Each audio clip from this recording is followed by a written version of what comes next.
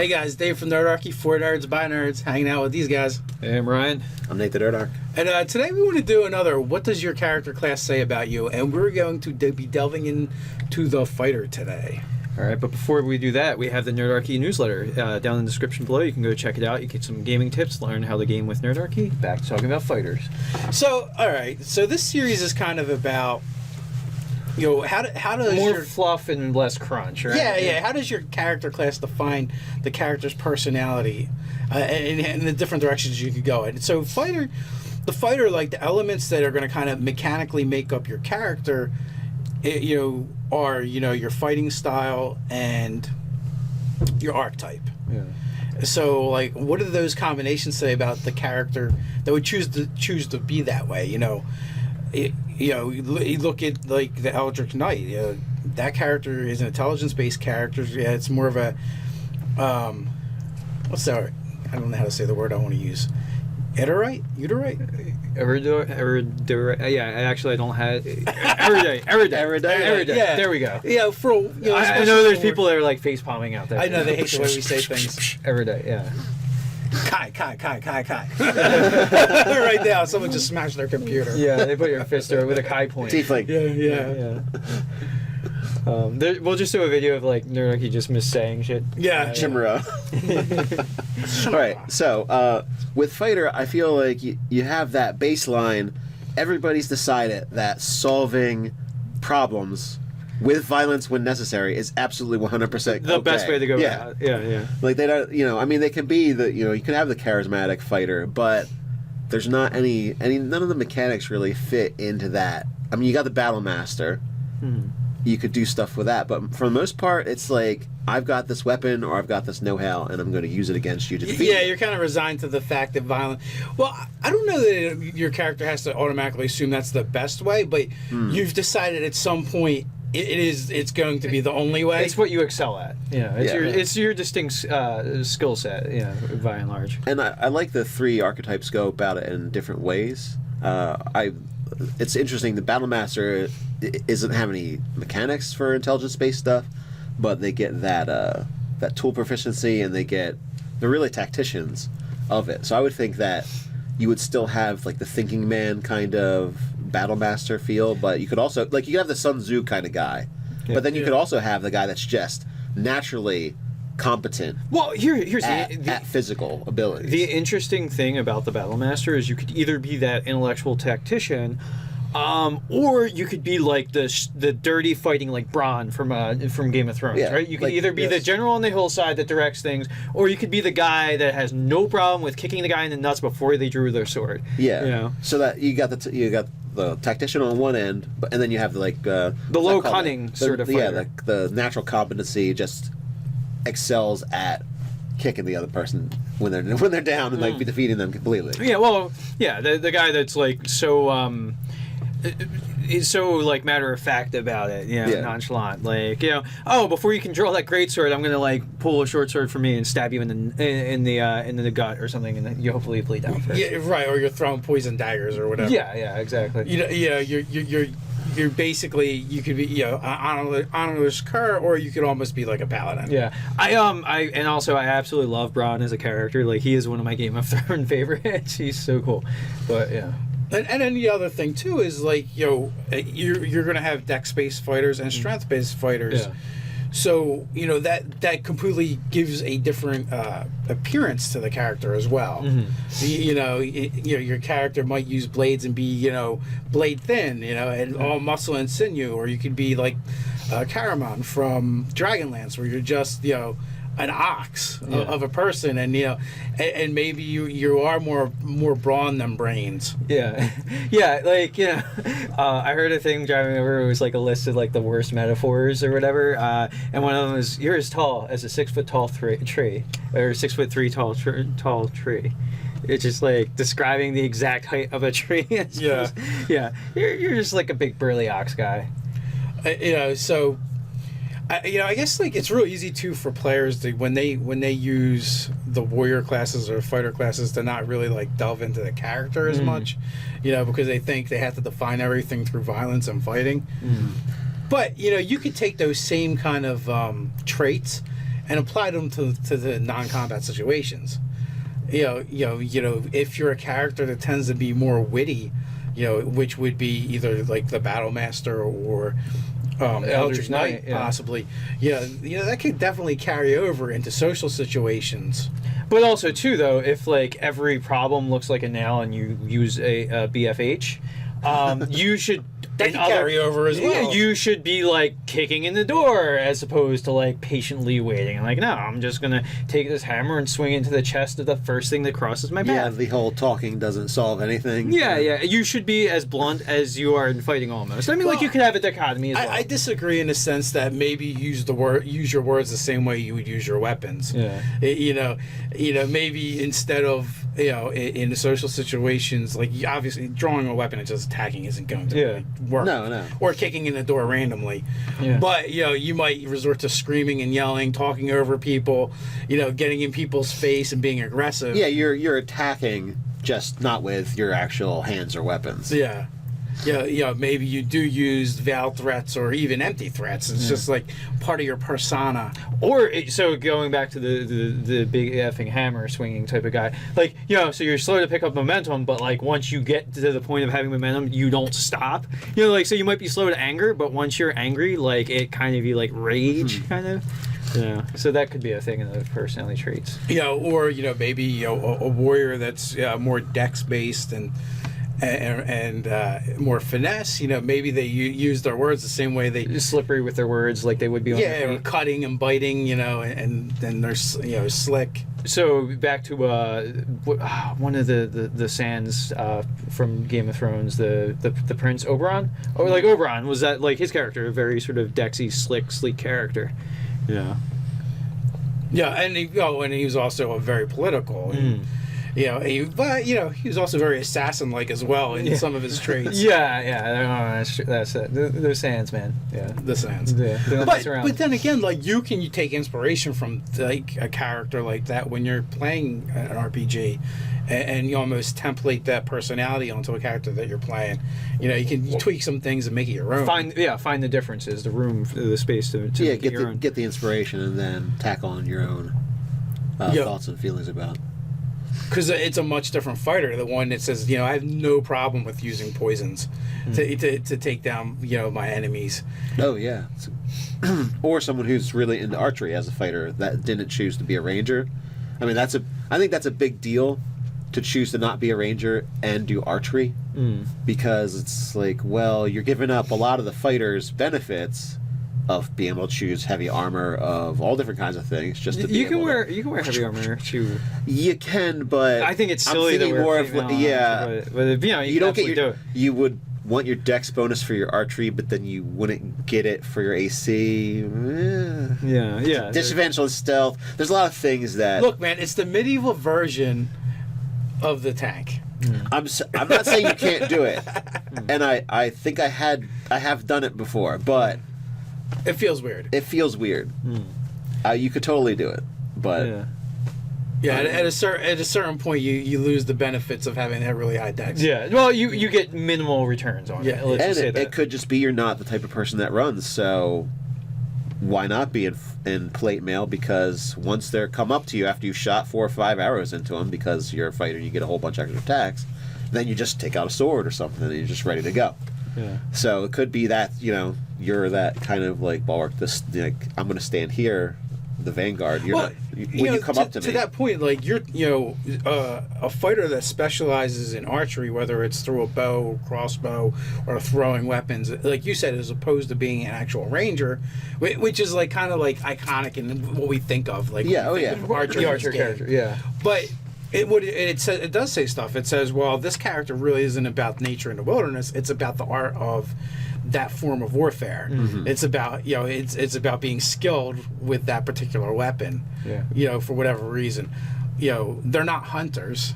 Yeah, because with a ranger, it's more like a tool that you can shoot at people to do damage to them. Yeah, while with the fighter, it's a tool to shoot people with a ranger. You use it to survive. It's part of your kit. You're in the wilderness, you need to hunt. You're either trapping and snaring, or you're hunting. With a bow. It kind of goes back to the last Renchai trilogy, where there was a character that was a hunter, where the other warrior character would also always call him an archer, and he hated it because he didn't consider, he didn't like soldiers. He didn't consider himself a soldier. The bow, he was really good with the bow, but it was part of his trade. Where like this is like the opposite of that.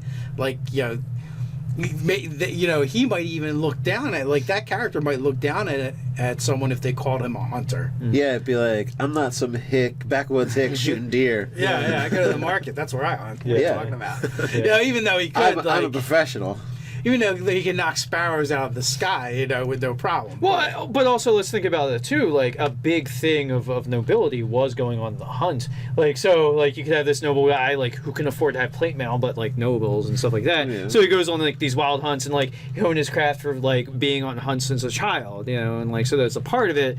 But he's like, oh, I excel at this. And I don't really like to, like, get up in people's face and get hit. So let's go this route. Like, you can kind of start to define the character of, like, like, he's kind of like a glass cannon, like, he just doesn't like getting hit, like, as most people don't. Well, but, like, he rolls up on a war horse that his dad paid for, and his plate mail, and he's got, like, a short sword or two short swords or something. He's like or spears or something. Trading blows is for suckers. Yeah, it's like, this is for keep people away from me. And this is what I like to use. That's what commoners are for. Spears and get in my way so I can pick off the people I want to pick off. So that's a valid background for and philosophy for a fighter archer. Yeah, I mean, one way to go about it. Yeah. Well, it's you could also be ways wrapped around the same thing. I mean, you could also be that woodsman fighter character who just, like, maybe you took a bunch of skills and your background says something about that, but you just didn't go ranger. Like, well, I mean, there's a lot of commitment. You got the kind of woodsy thing going on with the natural, I can't remember what it's called now. Natural explorer. There's natural and explorer, then you've got outlander. Really, the biggest thing is the spells. Yeah. I mean, you could really just pick outlander, be an archer, and then right there you've got kind of that woodsy kind of feel, but you're specialized in archer and you just really excel at it. Or hermit. Hermit would also be well and good too. Okay. Yeah, crotchety and get off my land. Yeah. So I guess so that's pretty well talking about the archery sort of idea. The only thing we haven't really talked about too much is with the Eldritch Knight abilities, like, you could either have, say, apprenticed under a wizard, or, like, what if you're from, like, a dwarven clan and, like, runes is a part of the thing. You can, like, describe that as, a part of how your spells come about. You actually carve runes into your armor and your weapons and this and that. And that's where your spells come from. And you can also have if you did apprentice under a person, what school were they? How does that influence your magic and philosophy? You and are your philosophy on kind magic? of limited with the Eldritch choices. Invocation, abjuration. You get a couple spells of your choice, but for the most part, you would have had to study under someone who has access to that kind of magic. Yeah. Well, I mean, it's not like anybody's restricted in what magic. Yeah, we haven't. No one in this edition. No one's closed off to other schools of magic. So. Yeah. Well, I guess what I was suggesting is, if you had somebody who's more illusionist, would your extra pickup spells be like Phantasmal Force and other things like that? Well, that would actually be a really good way to define where those extra ones came from. Yeah. As part of your background, and again too, like, are you part of an organization or is it an apprenticeship? Yeah. Is it like a special guild or is it like that's a good point, because I was just assuming that you would train under a wizard, but really you could have a whole unit of Eldritch Knights, or that could be like a college onto itself, kind of like that. Yeah, a college or like a special forces for that, like army or something. Yeah. There's a lot of different ways you could go with it, but again, like that's not going to be your typical fighter, because one, obviously they're it's intelligence based, but intelligence is an important stat for them, so they're they should be more cerebral. Yeah. Well, I mean, like, with the fighter character, you're generally, if you're going with a standard array, you're going to put that 8 into either Dex, Intelligence, or Charisma with most fighter builds. Yes. So, like, now you've hedged out Intelligence as being one of those placements for the 8. Yes. So that's kind of. But you do have heavy armor, so that's true. So an 8 is not hurting you, or you could just be really gruff and kind of a dick and have an 8 Charisma.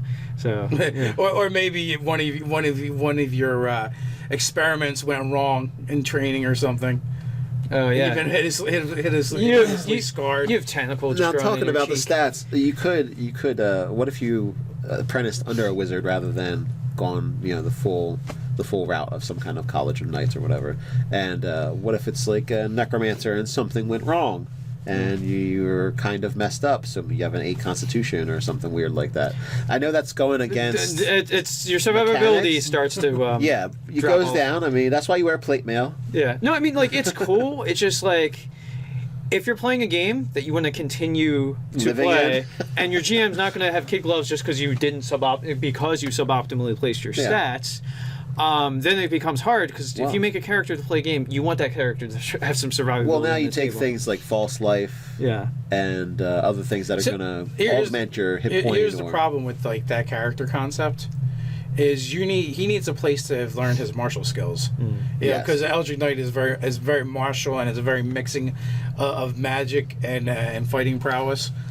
I guess okay, so with that, if you're kind of fightery to begin with, or just naturally competent, let's say, and then something evolves out of that, you don't want to be a wizard, but at the same time you have that kind of mix and mash kind of thing. I would see it more as like, if you're gonna go with you had a mentor that's a wizard, that character in his background would actually have 2 mentors or multiple mentors. Or part of it could be that you were actually like like an early career soldier, like a journeyman, or basically a mercenary that's like a bodyguard, and you're a bodyguard to this necromancer, and the necromancer takes a shining to you for better or for worse. His last apprentice died mysteriously, and so maybe he's leeching a little bit of your constitution to like help you fuel some spell or some ritual, but he also is like willing to teach you some stuff.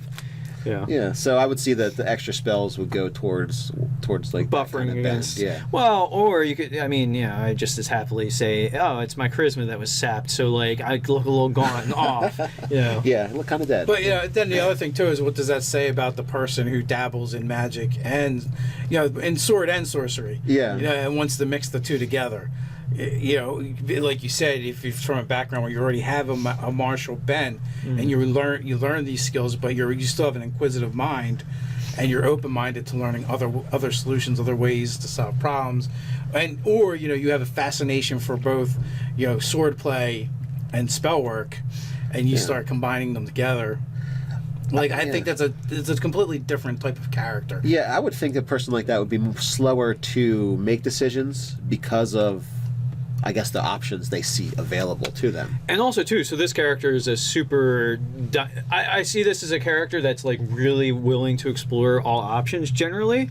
Again, taking longer to arrive at decisions, because as a caster and a warrior, you have multiple options open to you. So like this character wants to explore options, when coming to the decisions or dealing with tactics, maybe. And I'm not saying they're going to give up their round of combat or something like that, but I'm going to say more like when in discussions or in decision-making process of dialogue, they're going to be... They might vacillate. Less rash. They're going to be less rash. They're probably going to ask more questions to make sure they get enough information. Because, that last apprentice got killed because he didn't ask questions when he should have. That kind of mentality of, might be more cautious because he knows what's out there rather than just, getting stabbed to death. You could also be kind of like non-committal, like I don't know, and then like, but they raise a good point. And like you're back and forth, like every time that like something just marginally piques your interest, like you don't like steadfastly go towards a thing. You kind of just like go back and forth. Only to a certain extent. I mean, you're taught like. Certain classes just say basically you're going to be living a life where you're in danger, and people who are non-committal don't survive long. Like, in the heat of the moment, you have to make a decision. Well, on the field, but I'm talking like, what if they're at court and it's not a life or death situation? I'm not saying like in the middle of an encounter, but I'm saying like there's a debate going on. Someone's on trial and like they're listening to the evidence and like they get swayed back and forth. Like say they're the juror that needs to be convinced at the end of it, and that's kind of the situation. When I was talking about the not skipping a combat round, I was thinking that they would be more likely to ready actions for situations because they have so many options available to them. They can either launch death or do some other spell, or they could enter combat. So I think they would be kind of like they'd be more apt to wait to see what the enemy will do. Right, like maybe they choose to delay their initiative to just see where which way the field takes, as far as that goes. Yeah, definitely. Like these are like inquisitive and curious characters, but also probably really confident as well. I mean, one of the abilities you can do as an Eldritch Knight is the weapons you're bonded to. You can summon them to you from anywhere on the plane. Like you might just leave your sword at home. I would. Just really like. Yeah. Now, does it go away, or do you have to leave it someplace again? You know what? That's a good question. I'm not sure. They're very Can clear you on unsummon summoning it. Yeah. But unsummoning it, they don't really discuss. They're like, oh man, my scabbard. It didn't summon my scabbard.